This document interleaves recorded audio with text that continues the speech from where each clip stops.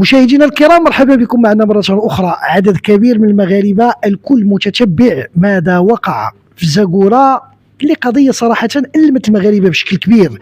أعتقد قضية يونس العائلة لم تتوقع يوما ما. نعلم جيدا منطقة زاكورا ناس بسطاء، فئة محافظة، الجوار والقرب، والاغلبيه ديال الناس كيكون الزواج من العائله كما كنقولوا بالدارجه من الصعب ان يكون عندهم البراني. اعتقد في رمضان كانت صدمه كبيره هو اختفاء يونس اللي عنده سنه وشهرين. 10 ايام ابحاث مهمه دارت في الموضوع، انطلاقا من رجال الدرك الملكي، السيد العامل اللي حضر شخصيا حتى هو كيشرف على البحث، التتبع ديال النيابه العامه. في الاخير بعد 10 ايام كيبان يونس جثه هامده. المكان اللي تلقى فيه يونس على بعد من المنزل بحوالي 2 كيلومتر. السؤال المطروح اللي كيطرح ذاته بقوه انه الواقعه وقعات، ولكن سنة وشهرين. يونس يلا كيتهيئ المشي شيئا ما متمايل عنده، لا يدرك شيئا. اختيار التوقيت اللي هو بعد صلاة العصر، شكون اللي جا، شكون اللي خدا هاد الوليد، كيفاش هاد الوليد غادي يمشي في واحد المنطقة اللي هي صعبة وغادي يدوز 2 كيلومتر على رجليه في منطقة صعيب انه حتى واحد كبير يمشي من تما. هذه كلها اسئله محيره. العائله كتلقى الصباط ديالو فرده في الدار، وفرده لقاتنا لقاو الجثه بعد 10 ايام.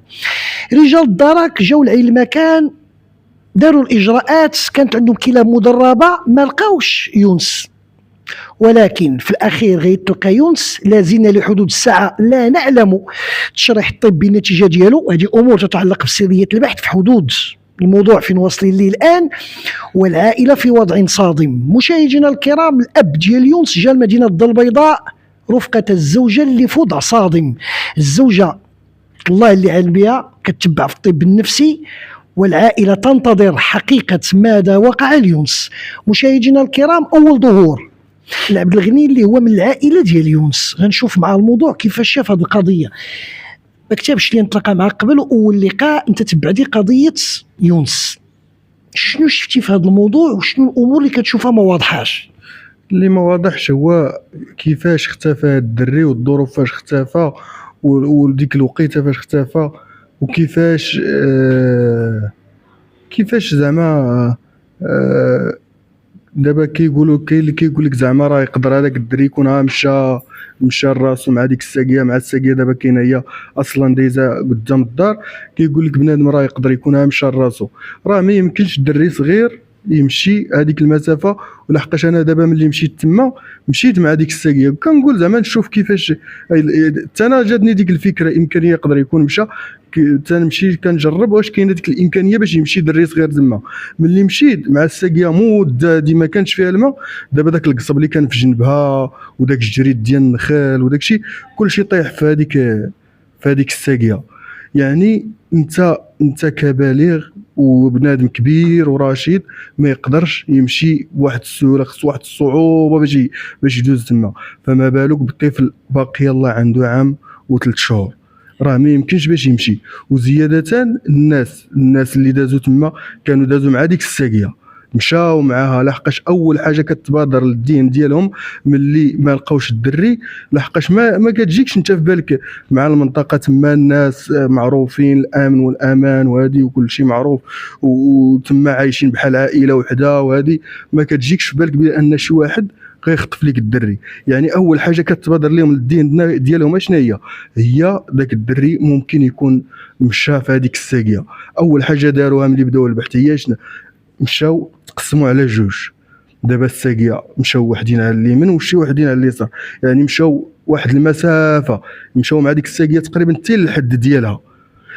والدري ملي تلقاو الساقيه ماشي مخبي زعما ولا مدرك، يعني كون كاين ديك الساعه الوقيته فاش دازو هما كون غيلقاوه، كون بنادم غيلقاو. دازو دوك الدرك الملكي بالكلاب المدربه تما، وداز بزاف ديال الناس قلبوا في هذيك البلاصه ما كاينش الاثار ديالو. كيفاش بين ليله وضحاها صبح الدري تما، صبح في هذيك البلاصه وتلقى في هذيك البلاصه اللي دازوا فيها الناس ودازوا ما كانش فيها. وزياده كاينين تما داك السيد اللي لقاه، لحقاش ملي لقاه قال تلاقيت انا والاب ديالو نيت بهذاك السيد، قال لنا راه مستحيل باش يبات ها ليله وحده تما. علاش؟ قال لك كاينين الكلاب الضاله موجوده تما، موجوده وبكثره. قال لك هو الاغنام بنادم تيسرح الاغنام ديالو وكيهجموا عليهم الكلاب من كثره الجوع وداك الشيء، كيهجموا على الاغنام. قال لك ما بالك واحد الجثه جالسه تما وما غاديش يقربوا ليها، يعني ما يمكنش. قال لك ملي كيسولوه الدرك الملكي وهذا علاش كيفاش زعما كيفاش لقيتو وهذه، وتيسولوه شكون اخر واحد شفت تما، قال لهم اخر واحد شفت هو الدرك الملكي، كانوا دازوا بالكلاب المدربه تما. يعني ما يمكنش باش الكلاب المدربه ديال الدرك الملكي غدوز في البلاصه وغيدوزوا الدرك الملكي وما غاديش يعثروا على ديك الجثه. مازال كون قلنا لكم كانت مدفونه، كانت مخبيه في شي بلاصه، يقدروا ما يلقاوهاش، ولكن هي راه محطوطه هكا باين، ما مغطي ما حتى حاجه، محطوط الدري. وزياده ديك الصباط ديالو هو من الدار لباب الدار، طاحت ليه فرده وغيمشي 2 كيلومتر والفرده الاخرى غتبقى في رجليه، راه ما يمكنش. وهذا وملي لقيناه دابا بحال ها هو مشى من هنا ياك، ملي مشى دابا البلاصه باش تلقى وحتى كتفوتو عاد كاينه التقشيره ديالو. يعني بحال اللي كان جايبو من ديك الجهه وطاحت ليه التقشيره هنا، عاد حط الدري هنا، ماشي في الاتجاه فاش كان غادي الدري. فاش لقاو التقشيره لقاوها من بعد الدري. وهذا الشيء اللي هنا السؤال كذلك، انت نهار اللي تلقى الوليد كنتي في عين المكان، انت شفتي الوليد؟ كنت كيفاش شفتي الثياب ديالو؟ الثياب ديالو انا ما شفتهاش، ما نكذبش ما شفتهاش. حنا دابا مشينا حتى قربنا مع جينا ودنا تما، قال لنا باش تشوفوا تعرفوا عليه. زعما ملي ودنا الاب ديالو قلت لك مع كانت التقشيره ديالو قبل منه، نزل بانت ليه التقشيره صافي نهار ما بقاش قادر يوقف على رجليه، صافي بدا تيبكي وصافي وصل واحد الحاله يرتلى، صافي ما بقيناش قدرنا نكملوا عنده. هزيناه خرجناه من هذيك الساقيه وجلسنا كنواسيو فيه على ما جاو الشرطه العلميه وداك الشيء، داروا الابحاث ديالهم وجمعوا العينات ديالهم ومشاو. ودابا حنا باقيين كنتسناو في هذاك التقرير الطبي، شوف من امتى وشحال ديال الوقت داز. وهذا التقرير الطبي كنمشيو عند الدرك الملكي كيقول لك باقي ما توصلناش بالتقرير الطبي، كنمشيو عند السيد وكيل الملك كيقول لك باقي ما توصلناش بالتقرير الطبي. راه ما يمكنش هذه المده كامله. هذه غنجاوبك، لانه كيهمنا تنوير الراي العام باش نكونوا شتي خرج هذا التقرير ما غتشوفوش دابا، لانه الملف في اطار السريه. النيابه العامه كتعطي التعليمات ديالها، غيخرج هذا التقرير كون على يقين باغي توصل به النيابه العامه اللي غتعرف اشنو كاين وغتعرف علاش غتبني وتعطي التعليمات ديالها ثاني الرجال دارك. يعني باش ما نلوموش المؤسسات في هذه الظرفيه. ملي كتكون شي حاجه فيها الابحاث الا عطاوك ممكن تتكلم على الموضوع ولا تخرج للاعلام، هذا حقك وتتكلم، ولكن هنا كنوليو كنفسدوا في سريه البحث وغنأثروا على سريه البحث. يعني هنا من الطبيعي جدا طبقا للقانون الملف في اطار الابحاث ملف خصو يبقى في السريه. هذه امور كتتعلق بالابحاث، لانه شنو هي الغايه في الاخير او الهدف اللي بغينا نوصلوا ليه هو تيبين الحقيقه شنو دار. من الطبيعي انه غتكون السريه. هذه جاوبتك عليها، تفضل. قلت لك دابا خص الابحاث يتسرعوا وهذاك الشيء. حنا ما كنبخسوش من المجهود ديال الدرك الملكي والسلطات وهذا، راه داروا واحد المجهود وحضروا وحضر السيد العامل. وكما سبق قلت راه واخا هادو حضروا راه كيعاونوك تحس بواحد الراحه نفسيه وكيعاونوك معنويا يعني كتحس بنادم داير بيك وكل شيء مآزر معاك وهذه. ولكن حنا بغينا باش هذا المجرم يتلقى، لحقاش ماشي لينا حنا، ماشي لباه ماشي لمو، راه المنطقه كامله داك السيس داك هذا النمط ديال الحياه ديالهم كل شيء تبدل.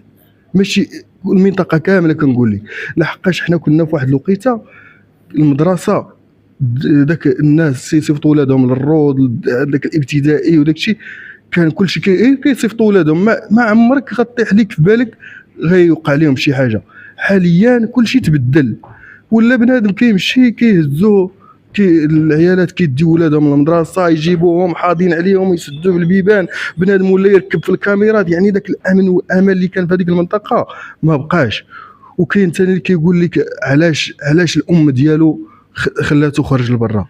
علاش الام ديالو خلاتو خرج لبرا؟ لحقاش حنا في ديك البلاصه حنا الدوار عندنا بحال العائله. يعني واحد 14 دار تقريبا اللي كاينه، يعني معروفين كل شيء. كندخلوا لهاد الدار دخل لهاد الدار بحال وزياده كان تما كيكونوا الدراري ولاد عمو وكيجيو الجيران كيكونوا على برا تما كيبقاو يلعبوا حداهم تما. يعني ما عمر شي واحد طاحت ليه في بالو بلا راه الدري يقدر يتهز من تما ولا شي حاجه بحال هكا.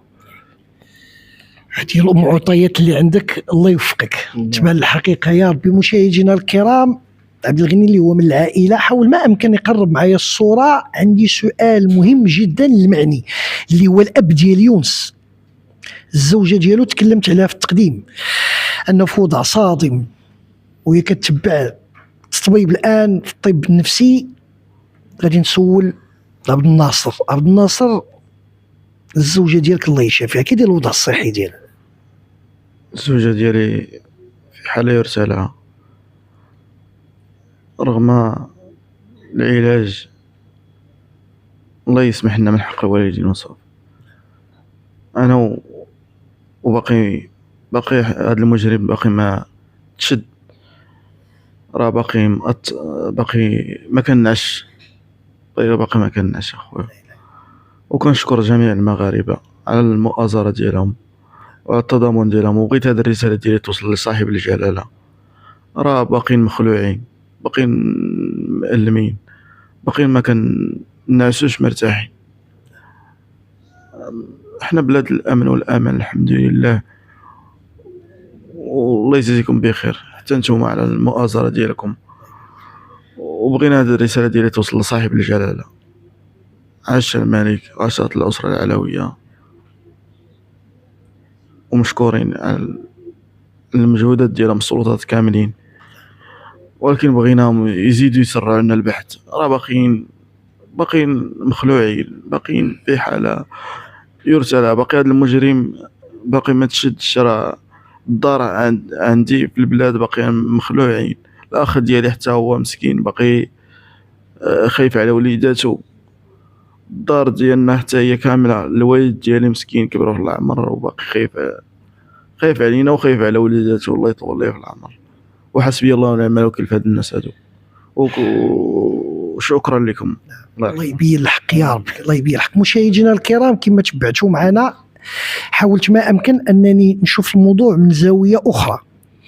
من طبيعي جدا اول ظهور عبد الغني اللي هو من العائله ديال يونس وديال عبد الناصر هو الاب ديال يونس، وفي نفس الوقت كنسول على الزوجه الله يسمح لنا من الوالدين اللي الوضع ديالها صادم. مشاهدينا الكرام، انا غادي نعطي معطيات اخرى في الموضوع، اسئله دقيقه جدا تتطرح بقوه، لان الثقه في المؤسسات اللي هي مشرفه على الابحاث انطلاقا من السيد الوكيل العام وكذلك الضابطه القضائيه صفوف رجال الدرك الملكي.